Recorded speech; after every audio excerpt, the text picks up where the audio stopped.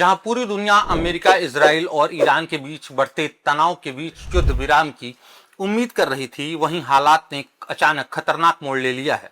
इस्फान के परमाणु केंद्र के पास अमेरिका ने करीब 900 किलोग्राम के बंकर बस्टर बम से हमला कर दिया है। इस हमले के तुरंत बाद ईरान ने भी पलटवार करते हुए फारस की खाड़ी के एक बड़े तेल टैंकर अल सालमी को निशाना बनाया है। बताया जा रहा है कि इस टैंकर में लगभग 12 lakh barrel Saudi crude oil और 8 lakh barrel Kuwaiti crude oil मौजूद था। फिलहाल तेल रिसाव की कोई पुष्टि नहीं हुई है, लेकिन अगर ऐसा होता है तो इसका असर सीधे तौर पर ब्लू इकोनॉमी पर पड़ेगा। ब्लू इकोनॉमी क्या है? ब्लू इकोनॉमी यानी समुद्र से जुड़ी अर्थव्यवस्था, जहां समुद्री जीव जंतु, बायोडायवर्सिटी और समुद्री संसाधनों का संतुलन शामिल होता है। एक बड़ा तेल रिसाव एक पूरे इकोसिस्टम को तबाह कर सकता है। अब सबसे बड़ा खतरा उस समुद्री रास्ते पर मंडरा रहा है जिसे दुनिया की ऊर्जा लाइफलाइन कहा जाता है, स्ट्रेट ऑफ हॉर्मुज। यहां से गुजरता है दुनिया का लगभग 20% क्रूड ऑयल और 20% प्राकृतिक गैस।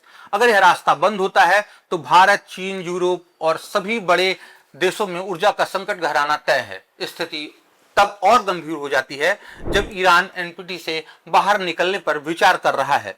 इस मुद्दे पर ईरान की संसद मजलिस में भी चर्चा चल रही है। अगर ईरान एनपीटी छोड़ता है तो यह दुनिया को एक और परमाणु संकट की ओर धकेल सकता है। वहीं अमेरिकी राष्ट्रपति डोनाल्ड ट्रंप ने social media platform truth social पर चेतावनी दी है कि अगर ईरान समझौता नहीं करता तो अमेरिका ईरान के खारग आइसलैंड वाटर ट्रीटमेंट प्लांट और एनर्जी इंफ्रास्ट्रक्चर को निशाना बना सकता है। खारग आइलैंड क्यों अहम है? खारग आइलैंड ईरान की आर्थिक लाइफलाइन है।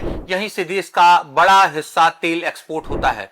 अगर यह ठप पड़ता है तो ईरान की अर्थव्यवस्था पर सीधा असर पड़ेगा। नाटो देशों से दूरी की बात करें तो इस बीच स्पेन, इटली और फ्रांस जैसे देशों ने अमेरिका को अपने एयर स्पेस और नेवल बेस इस्तेमाल करने से मना कर दिया है, जिसके बाद ट्रंप ने साफ कहा है कि अगर तेल चाहिए तो अमेरिका से खरीदो, वरना खुद हॉर्मुज खोलो। अब सवाल यह है कि क्या स्ट्रेट ऑफ हॉर्मुज फिर से खुलेगा?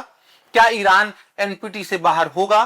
क्या अमेरिका, इजराइल और ईरान के बीच युद्ध रुकेगा या दुनिया एक बड़े युद्ध और ऊर्जा संकट की ओर बढ़ रही है? इन सभी सवालों के जवाब फिलहाल वक्त के गर्भ में हैं, लेकिन एक बात साफ है, यह संघर्ष अब सिर्फ 3 देशों का नहीं बल्कि पूरी दुनिया के भविष्य का सवाल बन चुका है।